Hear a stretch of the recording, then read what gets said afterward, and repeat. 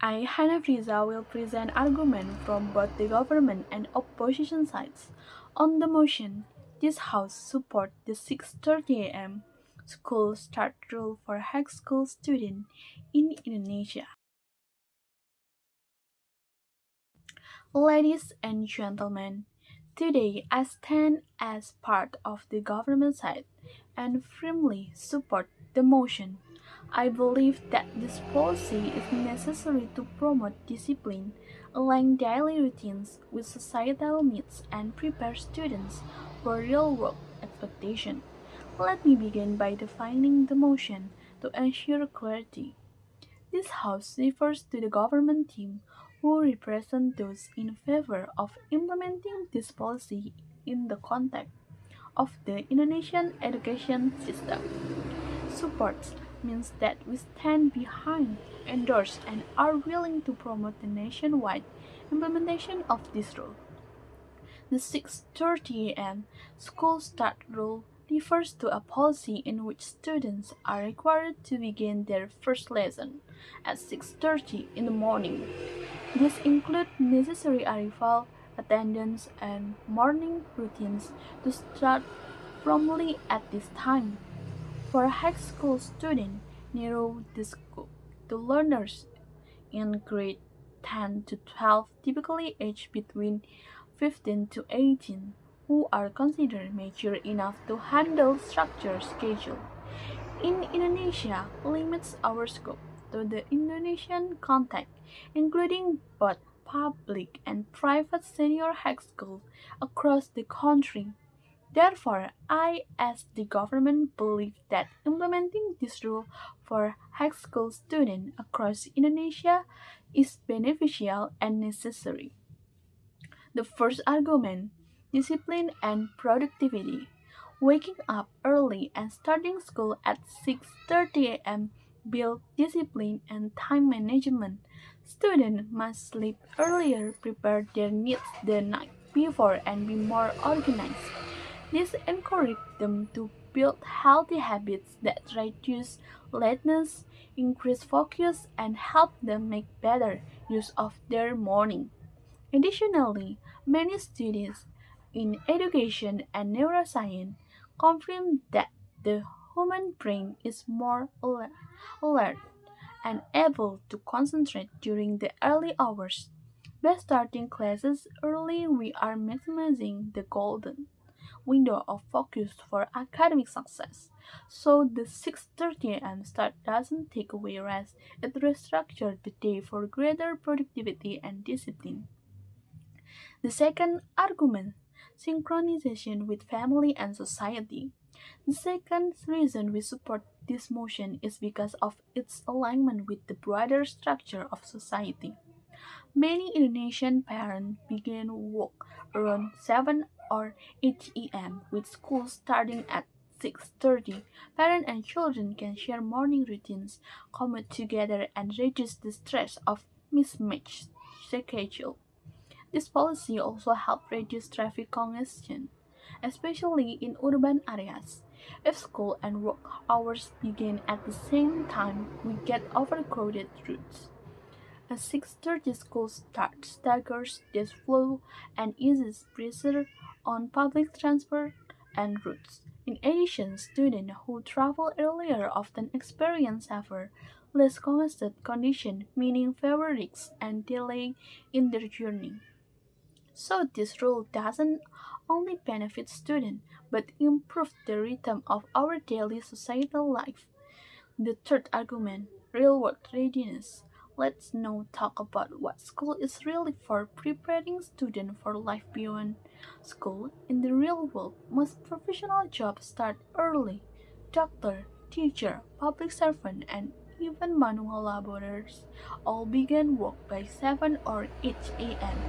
Yet many students are used to waking up late, drinking through the morning, and being most active at night. This is not a healthy pattern for long-term success.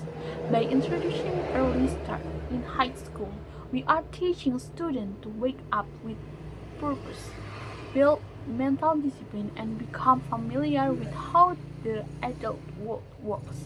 Countries like Japan and South Korea, both academically competitive nations that school early and train their students to be resilient and responsible.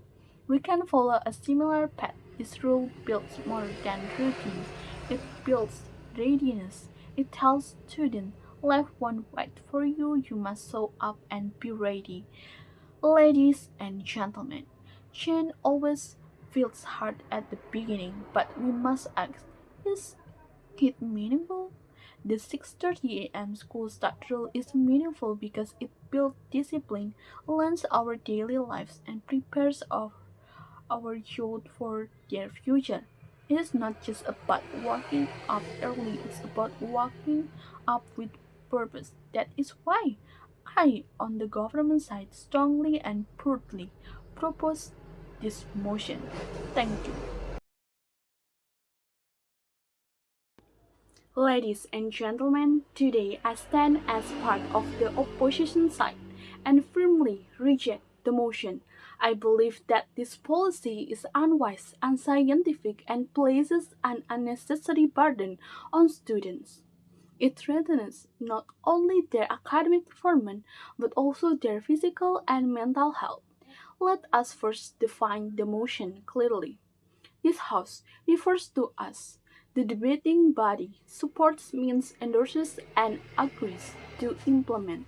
The 6:30 a.m. school start rule refers to a national policy requiring all high school students to begin school at 6:30 in the morning, regardless of contact, region, or background. As the opposition, I believe that this rule should not be supported or implemented nationwide.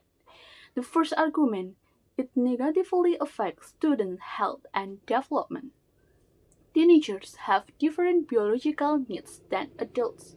According to medical research, students aged 15 to 18 need 8 to 10 hours of sleep per night to support their growth, emotional regulation, and brain development. Starting school at 6:30 means that students must wake up around 4:30 or 5 a.m. in order to prepare, eat, and travel. This disrupts their natural circadian rhythm, especially since teenagers biologically tend to fall asleep later at night. Lack of sleep cause decreased focus and memory, higher risks of anxiety and depression, weaker immune system, fatigue throughout the day. This leads to poor academic performance and long-term health risks. An education system should protect students' well-being, not compromise it in the name of discipline. The second argument, it increases inequality and disadvantages rural and lower income students. Let us remember that not every student in Indonesia lives close to school or has access to private transportation. Many students, especially in rural or suburban areas, have to take multiple public transport routes or walk long distance. Starting school at 6:30 a.m. means they must leave their homes extremely early, often before sunrise, which can be unsafe and exhausting. Students from wealthier families may have cars, drive, or live near school. But what about students in less privileged communities? This policy benefits the few while punishing the many. It deepens the inequality in access to education and makes the school environment more difficult for those who already face barriers. This third argument, it reduces the quality of learning, not increases it, while the intention of this rule might be to improve productivity. In reality, students who are tired learn less. Imagine a student who had to wake up at 4:30 and skip breakfast and sit in class by 6:30, barely awake. The first two periods of school will likely be wasted. Students are present physically but not mentally, instead of better academic outcome. We get lower engagement, more sleeping in class, higher stress level, less meaningful interaction in early lesson, starting school later, not earlier, has been proven in several studies to increase concentration, attendance, and academic scores. Thus, I believe the quality of education is not determined by how early it starts, but by how well it is delivered and absorbed. Thus, fourth argument, it disrupts families and home environment, forcing a strict national rule like this ignore the reality of family life. Parents may work shift or night jobs. Not every home is quiet or structured enough to force children to sleep by 8 p.m. The pressure to adjust to this new schedule can cause conflict in households. This policy also forces changes in routines for younger siblings, parents, and transportation system.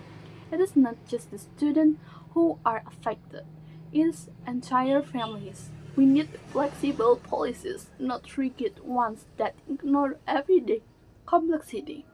Ladies and gentlemen, this rule might sound productive on paper, but in reality it harms students' health, increases inequality, disrupts learning, and burdens families.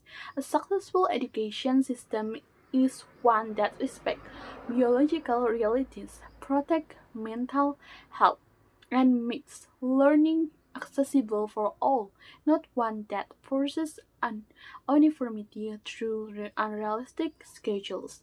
For this reason, I, on the opposition bench, strongly reject this motion. Thank you.